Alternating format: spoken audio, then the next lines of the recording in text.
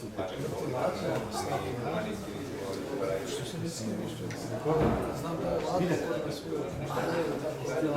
Pa nije on je došli iz Kijeva, znaš, pa je... Došli iz Kijeva. Tamo je topljivo.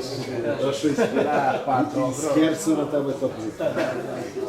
Da, ovo je sigurno topljivo.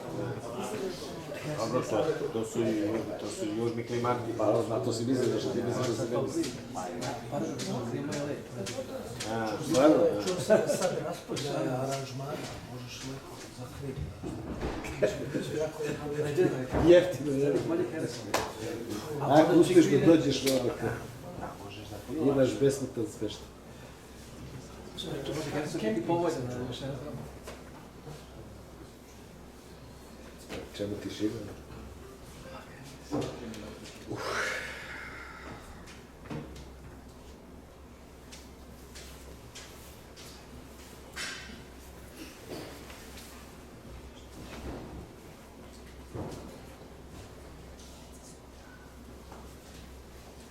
Poštovani kolegice i kolege, na našoj tradicionalnoj naučnoj tribini danas nam je predavač, odnosno gost, kolega Predrag Kovatina iz Izratološkog instituta.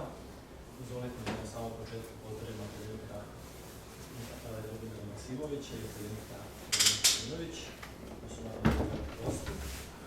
Kao što vidite iz programa, naslov teme su srpsko-izraelski odnosi krajem 11. i početkom 12. godine.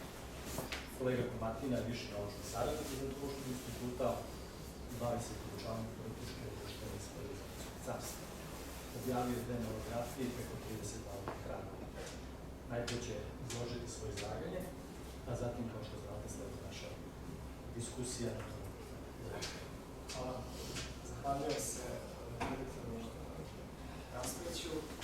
Zahvaljujem se Istorijskom institutu na ovoj ukazanoj časti da učestvujem na naučnoj tribini koja već godinama zaista privlači pažnju naše naučne javnosti i zaista doživljamo to kao čast što sam pozvan da učestvujem u jednom takvom projektu.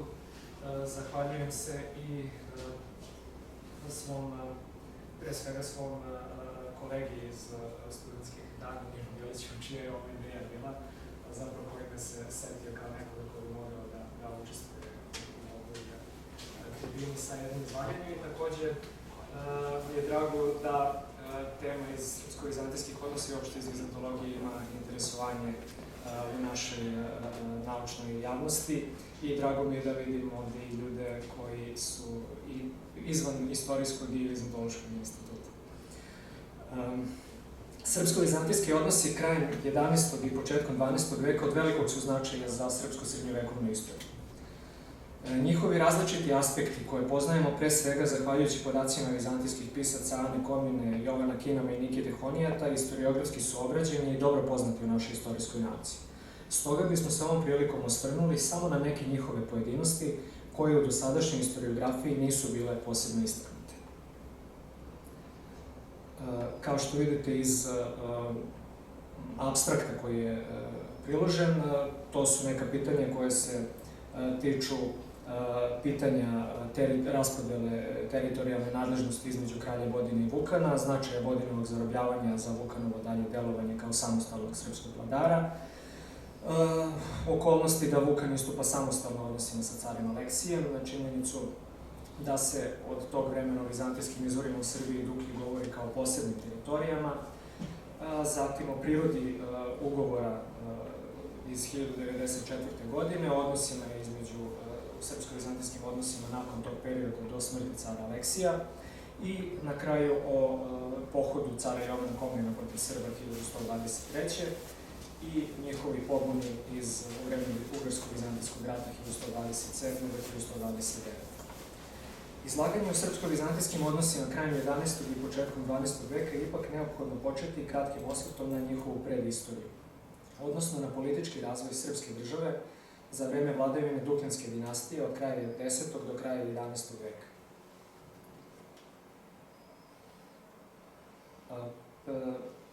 Kao što je poznato, prema Stefanu Nemanji i njegovoj hilandarskoj povelji iz 1198. Bog je darovao njegovim pradedovima i dedovima da vladaju ovom srpskom zemljom, a prema njemu posvećenom prološkom žitiju s kraja prve polovine 13. veka, Bog je stvorio samodržateljima oblasti srpskog prestola od iskona srodnike ovog svetog i prepodobnog Simeona. Što znači da se u srpskoj sredini u vreme prvih Nemanjića, krajem 12. i početkom 13. veka, smatralo da su preci Stefana Nemanje i njegova porodica vladali srpskom zemljom oduvek, od iskona. Porodica Stefana Nemanje je poticala iz Duklja, koje je, kako je to zabeležio njegov sin Stefan Nemanjić, bilo Nemanjino otačastvo i rođenje, njegova istinska dedovina. Najraniji podaci o vladavini Dukljanske dinastije u Srbiji potiču s početka 11. veka, kada je prema vizantijskom piscu Jovanu Skilici knjez Jovan Vladimir, oko 990. do 1016. vladao Tribalijom, to jest Dukljom, i susednim predelima Srbije. Eos mengar Trivalijas, keton hotato Servijas Meron Ilhe Vladimiros, o epithiga tritu Samuilki vestis. Prema poznijoj dubrovačkoj tradiciji,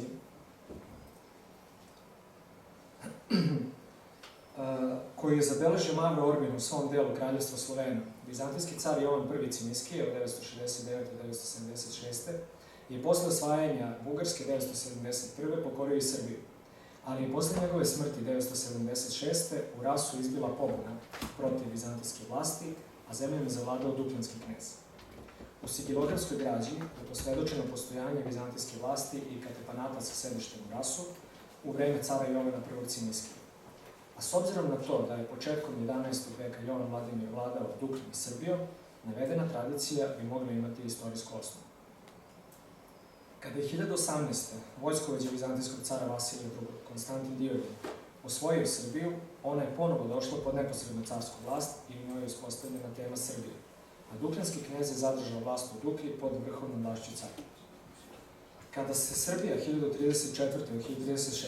i konačno 1039. oslobodila vizantijske vlasti, u njoj je zavladao Stefan Vojislav, koji je prema Jovanu Skilici bio arhon Srba, potom Servon arhon, odnosno arhik Tribala plus Dukljana i Srba, Tribalonke Servon arhigos. Zapravo podatak se odnosi na njegovog sina Mihajla konkretno, ali se kaže da je Mihajlo posle smrti oca postao arhik Tribala i Srba i vladao Tribalima, Dukljanima i Srbijom. Upravo kao što je Jovan Vladimir ranije vladao Tribalijom i susednim predelima Srbije.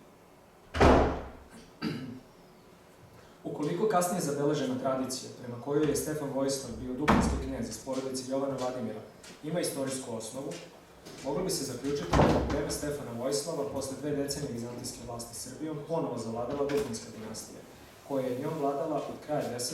i početka 11. veka. Politička i teritorijalna celovitost srpske i pomorske zemlje, da iskoristimo kasnije o domaćem naziv, je očuvana i za vreme vladavine njegovog sina Mihajla i unuka Konstantina Bodina do 1091. Prema natpisu na pečatu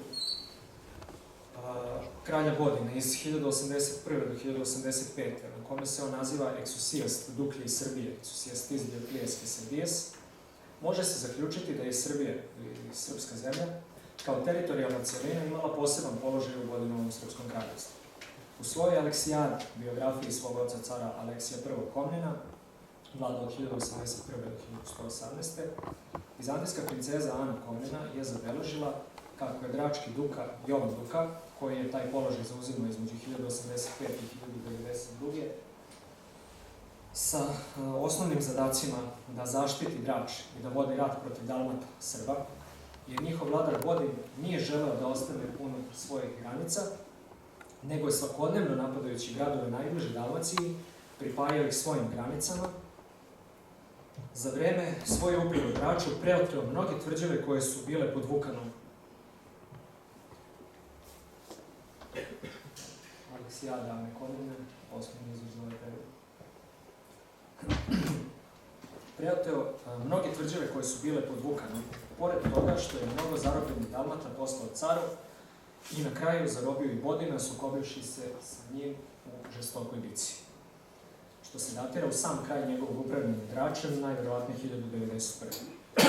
Navedeni podatak da su mnoge tvrđave bile pod Vukanom svedoči o tome da je Vukan pre Bodinovog zarobljeništva u njegovom kraljevstvu imao posebnu teritoriju kojom je upravljao. Prilikom kasnijih pregovora sa carem Aleksijem I u 1093. Vukan je svoju akciju protiv carstva pravdao time da su za sukob odgovorni romejski upravitelji, koji su vršili upade i naneli ne malu štetu Srbiji. Umikrantin vlavin ti servija prosiksan, te je sasvim jasno da je on teritoriju kojem je vladao nazivao Srbiju. Za vreme Vodinovog zarobljeništva između 1091. i 1093. Ana Komnena ga označava kao čoveka koji drži svu vlast Dalmata. Anir deutos to pantis arhiston Dalmaton feram. Kada se 1094. susreo sa carem Aleksijem I, vodio sa sobom svoje srodnike i izabrane od župana, enkritus ton zupanima, što znači da je imao vladarski položaj i vlast nad srpskim županima.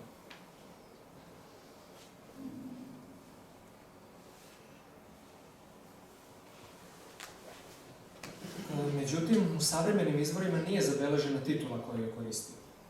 Od Vukanovih naslednika na položaju srpskog vladara, Uroš I se pominje 1129-1130.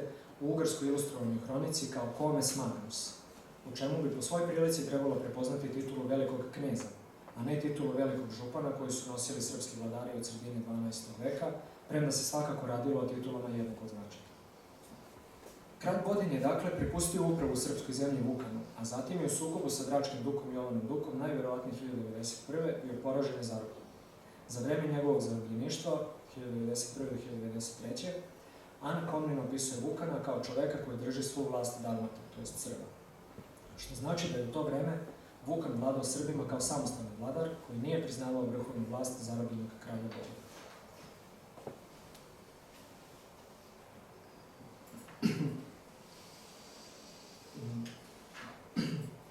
Bodin je 1093. sklopio ugovor sa carem Aleksijem i bio oslobođen, pošto Ana Komnena piše da je car 1094. doznao da Bodin i Dalmati žele da raskinu ugovor i napadnu našu, to jest carsku teritoriju. Odredbe tog ugovora nisu poznate, ali se iz navedenog može zaključiti da su svakako podrazumevale to da se Bodin uzdrži od novih napada na carski posed. S druge strane, Vukan je 1093. i 1094. samostalno pregovarao sa carem i sa njim sklopio poseban ugovor nezavisno od kralja Bodina, o čemu će biti više reči u nastavku. Bodin je dakle za vreme svog zarobljeništva od 1091. do 1093. izgubio vlast u srpskoj zemlji, ali je zadržao titulu srpskog kralja i vlast u pomorskim zemljama, pošto se prilikom susreta sa krstašima Rajmunda Tulovskog u Skadru krajem 1096. pominje kao kralj Slovena, Rex Scaloro, a vlast u srpskoj zemlji je preuzeo njegov po svoj prilici srodnik i namestnik Vuka.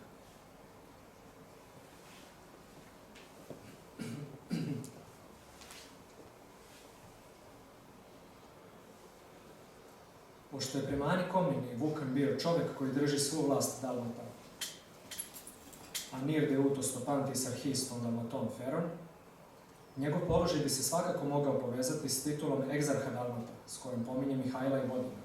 Ton de Garbodinon, Keton Mihajlan, tus exarchus ton Dalmaton. Time je srpska država bila podeljena na dva dela. Kralj Bodin je i dalje vladao pomorskim zemljama, a Vukan srpskom zemljom u unutrašnjosti. Opisujući odnose carstva sa Srbima u vreme vladavine njenog oca, cara Aleksija I, između 1081. i 1094. Ana Komnena Srbe kojima su vladali kralj Mihajlo, Bodin i Vukan najčešće naziva Dalmatima, mada na jednom mestu koristi naziv Srbi kao sinonim za naziv Dalmati. Međutim, kada govori o nevoljama carstva u vreme prolaska krstaša 1096. navodi kako su neki romijski vojnici čuvali klance oko Srbije i Dalmacije, Taperit in Servijan, Tembi, Kedalmatijan, Epitilundor. Što znači da je u to vreme već postojala razlika između Srbije, pod kojom se po svojoj prilici podrazumeva zemlja kojom je vladao Vukan, i Dalmacije, pod kojom se misli na teritoriju kojom je dalje vladao kralj Bodin.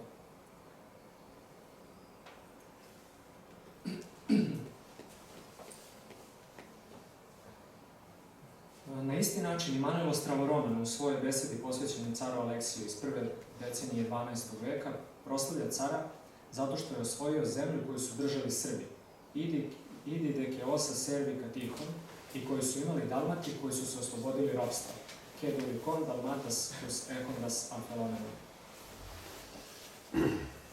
Pri čemu pod Srbima podrazumeva one pod vlašću Vukana, a pod Dalmatima Srbe pod vlašću kralja Bodina, aludirajući upravo na njegovo zarobljeništvo.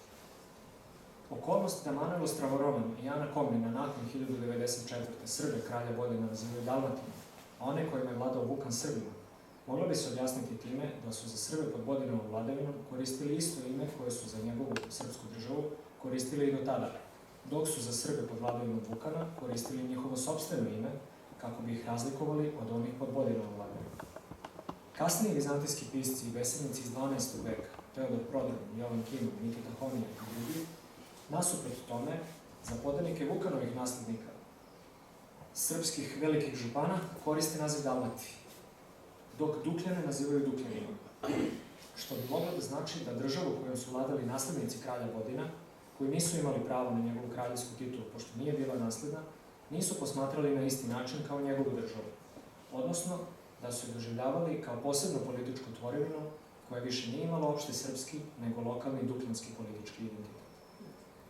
Kao što smo videli u dosadašnjem izlaganju, iz Aleksijade Ane Komnine je poznato da su Srbi kralja Bodina i njegovog saradnika Vukana ratovali protiv Dračkog Duke i Jovana Duke između 1085. i 1092. i da je u tim borbama Drački Duka zarobio kralja Bodina najvjerojatnije 1091. Nakon toga, kako beleži Ana Komnina, 2 sunčeva obilaska posle uništenja Skit, to jest 2 godine posle vizantijske pobjede nad Pečenezima kod Livuniona, aprila 1091. Dakle, u proleće 1093. Vukan, koji je držao svu vlast Srba, započeo je samostalnu borbu protiv Romeja, pošto je prešao sopstvene granice i napao, osvojio i razorio vizantijski Lipljan u pograničnom području tzv. Zigosa, koji je razdvajao srpsku od vizantijske teritorije. Car Aleksije lično poveo svoju vojsku prema Lipljanu kako bi povratio grad, a Vukan se povukao uz Večer. Na vest da je car stigao do Skoplja, Vukan mu je poslao predloge za mir, tužujući vizantijske upravitelje da su, ne želeći da ostanu unutar svojih granica, čineći različite upade, ne malo štete naneli Srbiji. A on je sa svoje strane caru obećao sledeće: ja pak neću to više činiti, nego ću, povrativši se, i taoce poslati od mojih srodnika, tvome carstvu i sopstvenih granica neću prekoračivati. Obećanje, međutim, nije ispunio i nije poslao taoce, bez obzira na to što ga je car čestim pismima pozivao da obećano ispuni i pre nego što je prošlo godinu dana, dakle prvih meseci 1094. ponovo je napao vizantijski posad.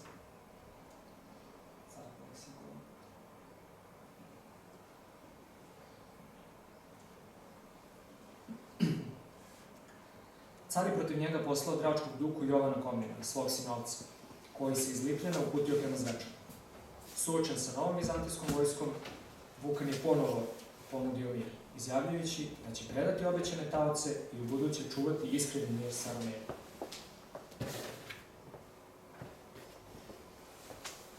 Pošto je mladi Duka taj predlog odbio, smatrajući da je u pitanju samo golo obećanje, Vukan je u iznenadnom noćnom napadu potukao vizantijsku vojsku i prinudio je da se u rasulu povuče prema Lipljanu i prema Carinu.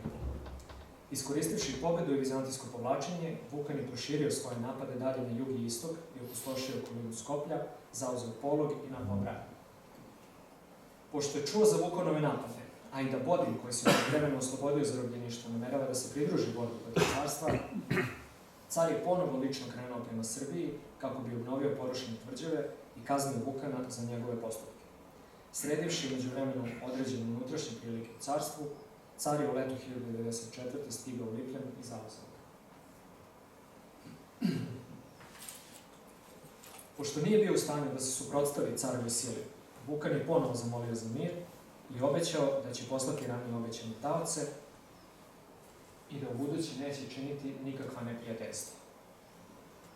Car ga je primio blagonaklono, želeći da izbjegne građanski rat. Jer kako to beleži Ana Komnina, premda to bejahu Dalmati, ipak bejahu hrišćani.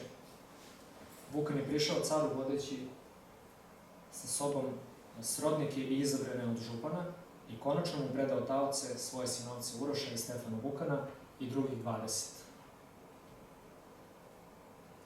Kako to zaključuje Ana Komnina, nije mu bilo moguće da u buduće deluje drugačije.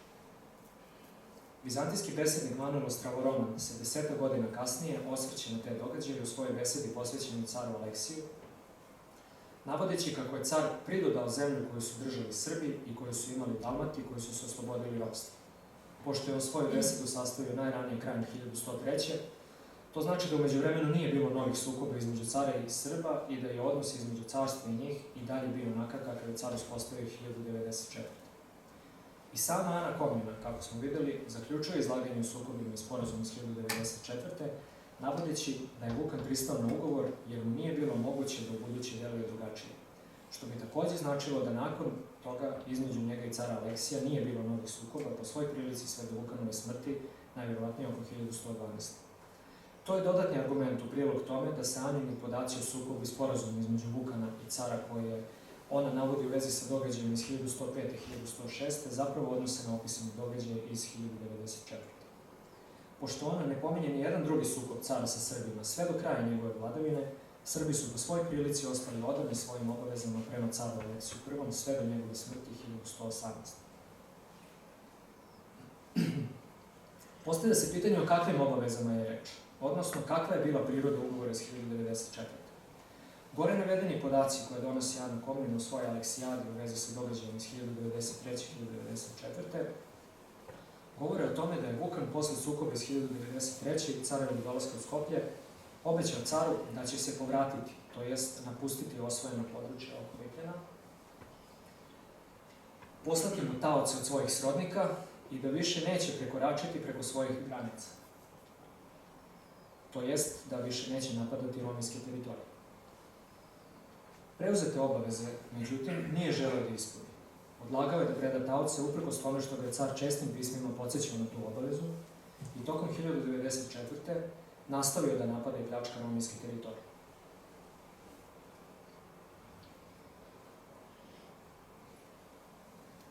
Kada je drački duka Jovan Komnen poveo vojsku na njega, Vukan je zatražio mir.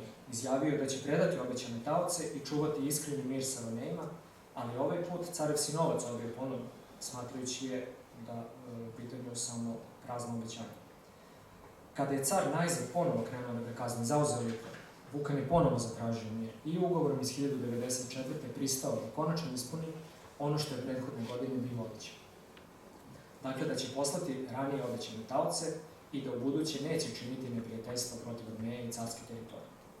Prilikom susreta sa carem i sklapanja samog ugovora, najzad mu je predao i obećane taoce od svojih srodnika, na kojima je car toliko insistirao, zato što je njihovo prisustvo na carskom dvoru trebalo da bude zalog da će se Vukan pridržavati preuzetih obaveza. Međutim, nijednom rečju se ne spominje da je Vukan tom prilikom priznao carevu vrhovnu vlast. U pohvalnoj besedi Manuela Stravorona na caru Aleksiju se navodi da je on osvojio zemlju koju su držali Srbi i koju su imali Dalmati koji su se oslobodili ropstva, ali se to ne mora odnositi na celu srpsku državu, nego samo na carsku teritoriju koju su Srbi bili privremeno osvojili, kao što je, na primjer, Lipljevo. Kada su se krstaši susreli sa krajnjim Boljanom 1096. u Skadru, on je delovao kao suvereni vladar, a kada su posle toga prešli na carsku teritoriju i došli do Drača, zabeležili su da su verovali da su u svojoj otadžbini. Venimus dirahio, credidimus esse in patria nostra. Što znači da srpska zemlja kojom su do tada prolazili nije ni na koji način pripadala carstvu. U vezi sa događajem iz 1085. i 1094. Ana Komnena često pominje klanci koji dele Dalmaciju od carske teritorije, čime jasno ističe da Dalmacija ne pripada carstvu. A kada govori o prolasku krstaša 1096. navodi kako rominska vojska ne bi mogla da im se suprotstavi, pošto su, između ostalog, mnogi od rominskih vojnika čuvali klance oko Srbije i Dalmacije, koje su tada, prema tome, očigledno bile strana teritorija. Najzad, kada u vezi sa vizantijsko-normanskim Prvog krstaškog rata.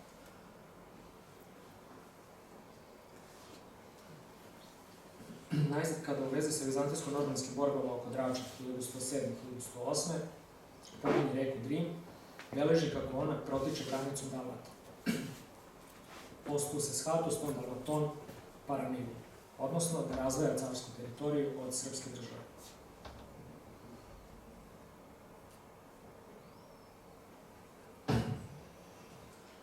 Naredni podatak o srpsko-vizantijskim odnosima potiče iz pera učenog vizantijskog pisca i besednika Nikite Homerika.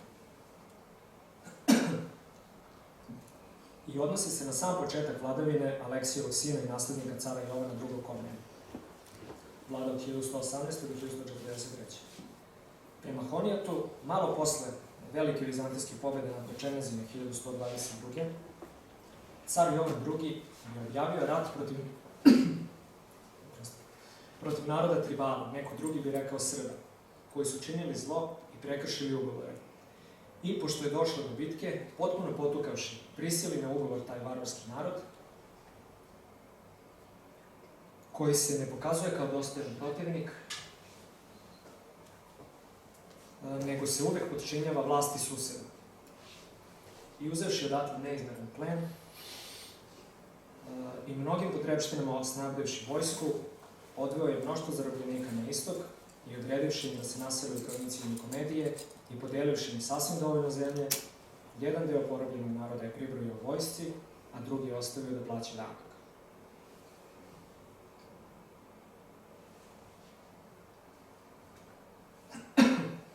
Honija dakle beleži da se car Jovan II. Komnen odlučio na pohod protiv Srba, jer je smatrao da su krivi što su činili zlo i prekršili ugovore. Ali ne i za pobunu protiv carske vlasti. Podatak koji donosi Teodor Prodrom u svojoj pesmi povodom krunisanja carevog najstarijeg sina Aleksija Komnena za cara Savladara 1122.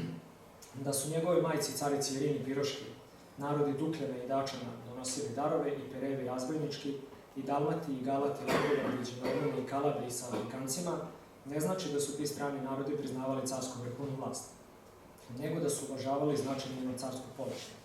Jer ovde vidimo pobrojene narode koji su i geografski udaljeni od carstva i za koje znamo da su delovali suvereno u odnosu na carstvo. Dačani su Ugri, Langobardi su iz Italije, Kalabri, verovatno Normani sa Sicilije, Galati, Kelti sa zapada.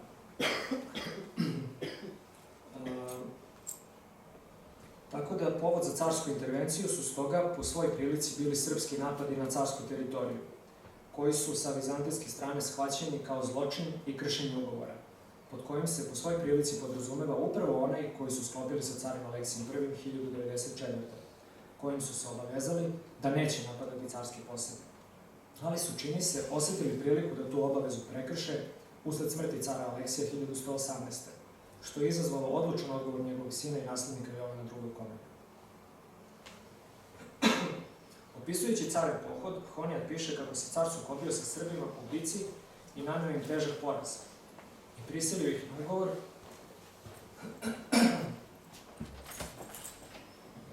na ugovor ističući kako se nikada nisu pokazali kao dostojni protivnici u bici, nego se uvek podčinjavaju vlasti susednih vladara. To se po svoj prilici ne odnosi na poznate srpsko-ugarske veze, koje su obeležile balkansku politiku sredinom 12. veka.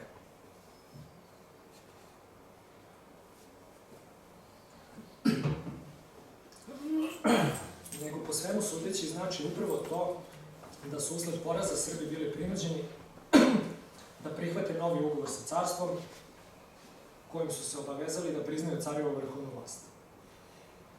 Kao što je Honijad napomenuo, car iz njihove zemlje tom prilikom odneo ogroman plen, a deo porobljenog stanovništva je preselio na istok u okolinu Nikomedije.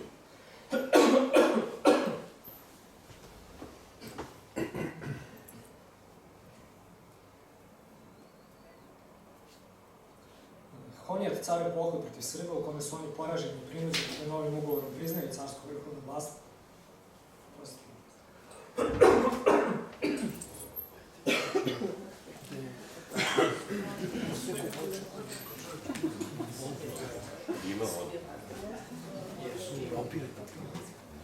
Nešto više vode popio, bio se gore.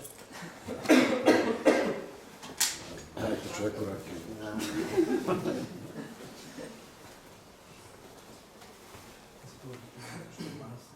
Honijad carev pohod protiv Srba, u kome su oni poraženi i prinuđeni da novim ugovorom priznaju carsku vrhovnu vlast, njihova zemlja opustošena, a srpski zarobljenici nasiljeni oko Nikomedije, pominje posle opisa carevih uspeha na istoku, to jest zauzimanje Laodikije i Sozopolja 1119.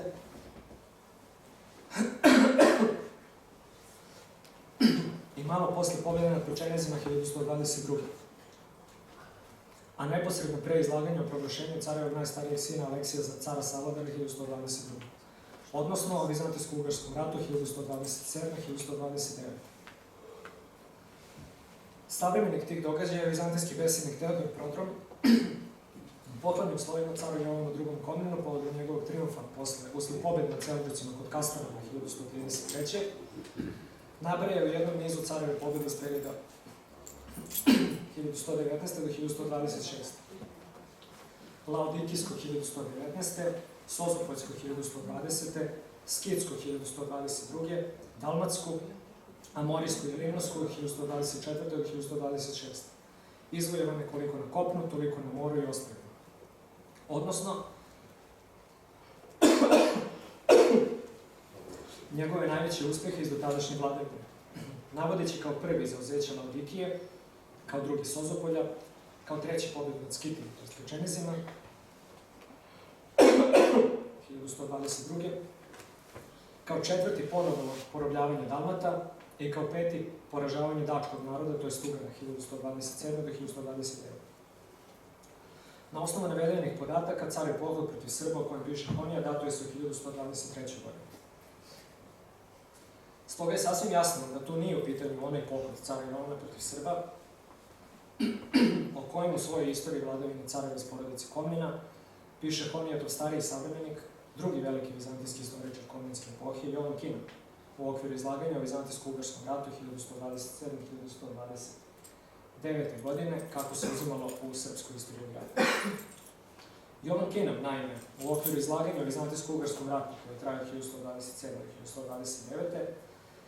navodi kako su u to vreme Srbi, dalmatski narod, pripremajući odmetništvo, es apostasijan i dogmes, srušili tvrđavu Ras. Kažnjavajući zbog toga Kritopla, koji je bio na čelu posle tog utvrđenja, car je naredio da se obučen u žensku haljinu provede trgom na magarcu. Nasuprot Honijatovom opisu carskog pohoda iz 1123. prilikom kojeg se Srbi optužuju da su činili zlo i prekršili ugovor, ali ne i za pobunu protiv carske vlasti, Jovan Kinan, njihov napad na carsku posjetu u Rasu u vreme Ugarsko-Vizantijskog rata 1127-1129. sasvim jasno karakteriše kao odmetništvo, apostasiju, to jest pobunu protiv carske vlasti, navodeći da su Srbi, dalmatski narod, pripremajući odmetništvo, srušili tvrđavu Ras, a zapovednik tamošnje carske posade, Kritopl, bio zbog toga kažnjen. Dakle, u trenutku kada su Srbi pripremajući odmetništvo srušili tvrđavu Ras između 1127. i 1129. u njoj se već nalazila vizantijska vojna posada. Pa bi se moglo zaključiti da je nju tamo ostavio upravo car Jovan prilikom svog pohoda iz 1123.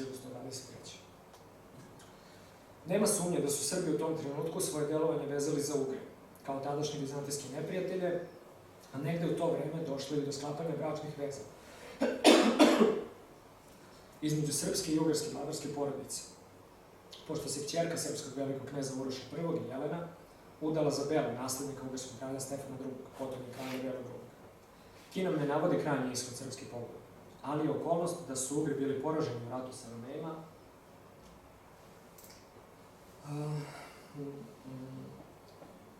svakako opredelila i sudbinu Srba, koji su bez sumnje bili prinuđeni da se ponovo počinju car. Srpski veliki župani sredinom 12. veka priznavali su vrhovnu vlast Jovanovog sina i naslednika cara Manila I Komnena, vlada od 1143. do 1180. koja nije bila ni malo laka i neosetna i koje su čestim pobunama uz pomoć svojih ugarskih srodnika na svaki način pokušavali da se oslobode. Na kraju ovog izlaganja dali bismo kratak osvrt na prirodu srpsko-vizantijskih odnosa krajem 11. i početkom 12. veka. Borbe koje su između 1085. i 1092. kralj Bodan i njegov namestnik Vukan vodili protiv vizantijskog namestnika Danča Jovana Duke, imale su pre svega karakter pograničnih sukoba. Bodanov poraz od Jovana Duke i njegovo zarobljavanje 1091. bili su od ključnog značaja za Bodanov položaj i dalji razvoj srpske državnosti. Zarobljeništvo je oslabilo njegov autoritet i omogućilo Vukanu da postane samostalan vladar srpske zemlje. Podin je 1093. oslobođen uz ugovor sa carem da neće napadati carsku teritoriju, ali i nakon toga kao srpski kralj vladao samo u pomorskim zemljama. Vukan je kao vladar srpske zemlje samostalno nastavio borbu sa carem i njegovim namestnicima u pograničnim područjima oko Lipljana tokom 1093. i 1094. u kojoj je imao određene uspehe, ali nije imao dovoljno snage da uđe u odlučujući okršaj sa samim carem, pa je posle dužeg odlaganja 1094.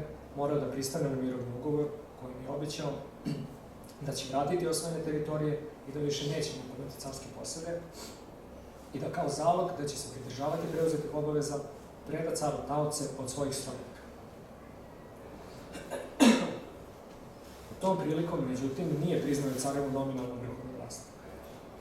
Srbi su ostali verni obavezama iz ugovora sa carem sve do smrti Aleksija I 1118.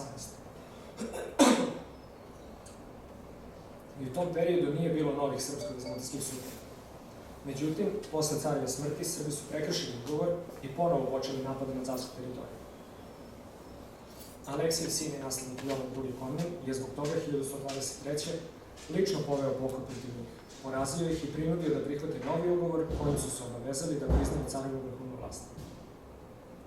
Car je tom prilikom uspostavio i vizantijsku vojnu posedu u tvrđavi Ras. Carska vlast je Srbima teško pala, pa su oni iskoristili prvu priliku da se pobune protiv nje. Te su, kada je došlo do Vizantijsko-Ugarskog rata 1127-1129.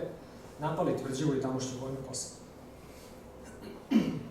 Kako je vizantijska strana odnela pobedu u ratu, Srbi su se po svoj prilici ponovo počinili, a carska vlast nad Srbijom je uz česte pokušaje srpskih vladara da je se uz ugarsku pomoć oslobode ostala čvrsto sve do vladavine Stefana Nemanje od 1166. do 1196. Hvala vam na pažnji i snimite molim vas.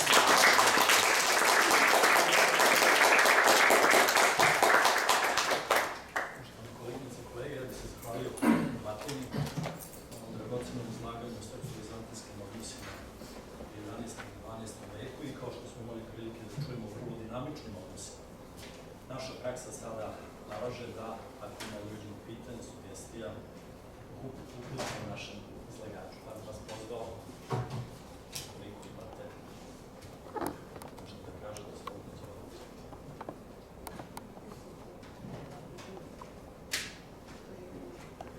Kolega Kirivanić. Hvala vam na ovom predavanju koje je bilo izuzetno zanimljivo. Moje pitanje je, u stvari, ja imam neki odgovor na svoje pitanje, to od vas da čujem. Vi ne spominjete uopšte vest koju srećemo kod, recimo, takozvane popa Dukljanina o osvajanju Rasa. To što je vezano za Vukana i za Makaka. Šta mislite o tom slučaju? Mislim, koliko, da li je to što niste spomenuli, je u stvari neki, izraz vašeg stava o verodostojnosti te vesti? Pa da, jeste.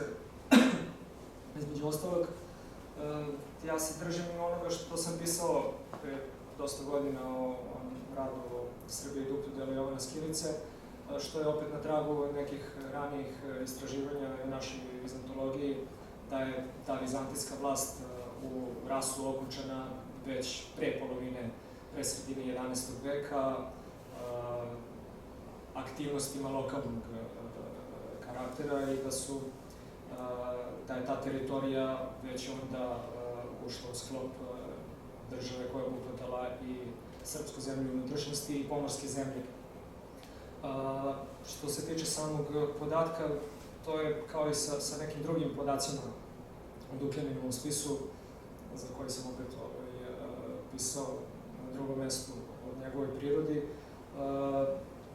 Na stranu cijela ta priča o poreklu samog spisa, sam podatak o osvajanju Rasa se ponavlja na više mesta u različitim kontekstima na vrlo sličan način. Tako da, i držeći se te priče, opet ne možete ni da kažete kada se to dogodilo za vreme Mihajla ili za vreme Vodina. To je sve dosta jednostavno. Mislim da ni u jednom ni u drugom slučaju ti podaci nisu verodostojni, da su plod poznaje tradicije i interpretacije zapravo Mavra Urbina i kako je on predstavio te događaje. Sad izvori koje on imao na raspolaganju su zanimljivo pitanje i u nekim slučajevima su ti izvori stvarno bili dosta, bi mogli da razgovaramo o tim podacima, jer očigledno je neke izvore koji su izgubljeni do danas koristio i trebalo bi imati odnos prema tim podacima kakav imamo prema njegovim podacima, na primjer, za 13. i 14. vek, gdje ima podataka koji su istorijski zasnovani ako nisu zabeleženi u savremenim izvorima. To je, na primjer, jedan podatak koji sam primetio, koji nije dovoljno ukazano, da vi znate da kada gledamo tu verziju latinsku Popa Dukljanina, govorimo o tome kako je za vreme cara Vasilija ostala lokalna uprava u Raškoj Bosni i tako dalje, iako, na primjer, kod Urbina decidno piše da je car Vasilije upravljao Raškom Bosnom preko svojih upravitelja, Grka. Tako da, što zaista i odgovara istorijskoj istini cijele priče Konstantinu Dioginu i stratezima Srbije. Tako da, to je to. Jednostavno, mislim da je ta teritorija bila u okviru Bodinove države od početka, kao što je bila u okviru Mihajlove države ranije, i da o tome svedoči njihova titulatura. Hvala. Izvolite dalje. Sve je jasno? Ako nema, ja ću. Kolegica Katić. Imam jednu sugestiju i pitanje. Sugestija bi bila da kad držite predavanje za ovakvu širu skupu ljudi koji nisu vizitolozi, da priložite kartu koja bi malo približila prostor na kome se to dešava, kao i da određene toponime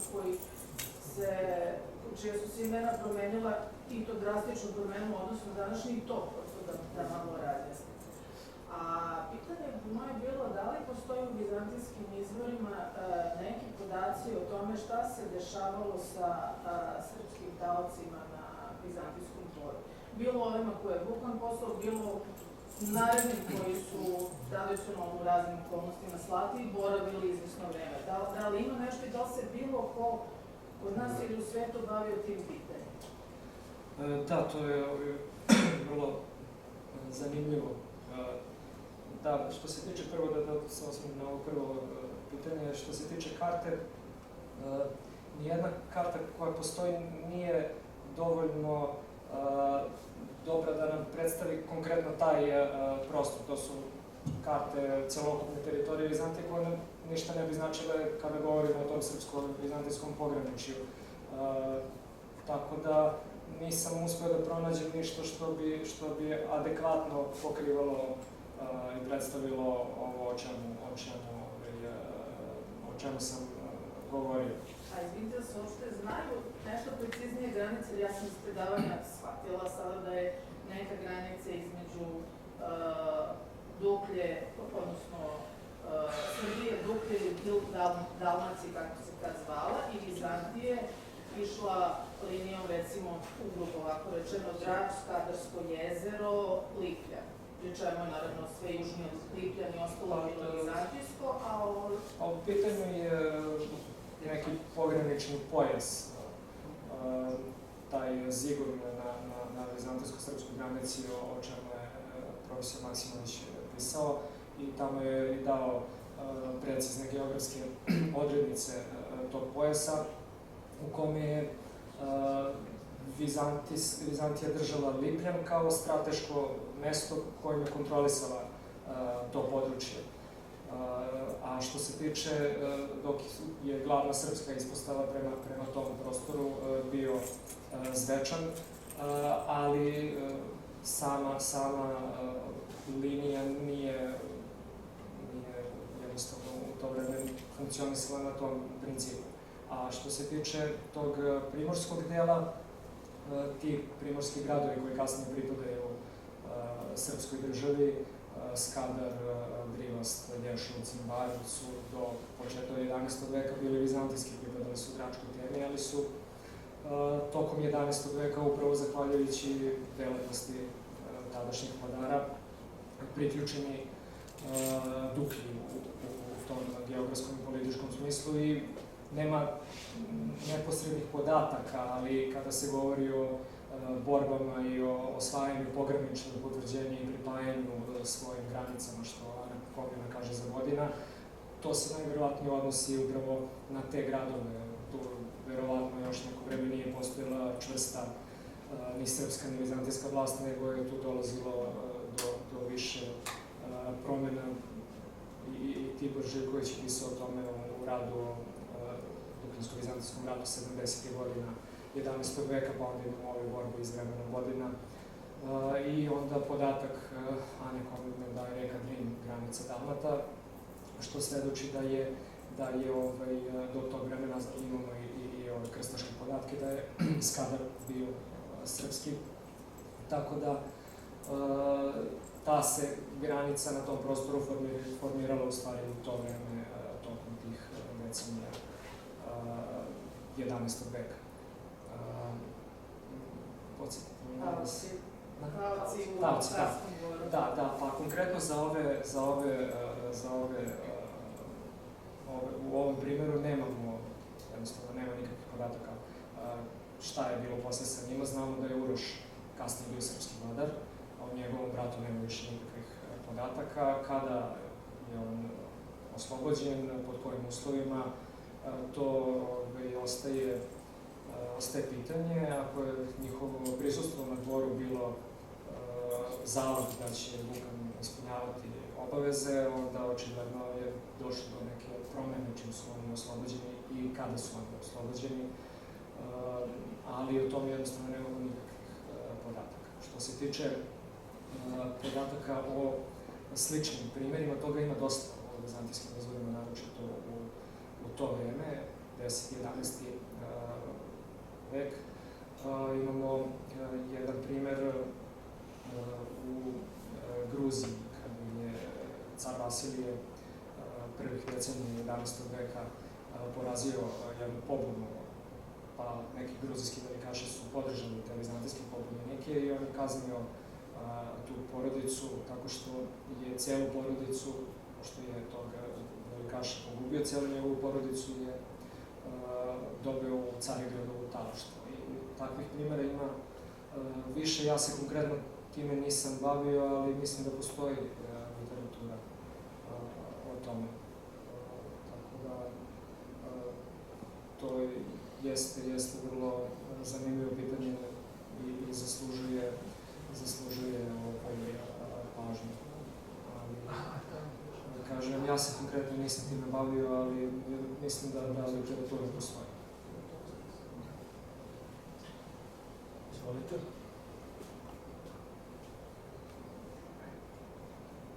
Nema.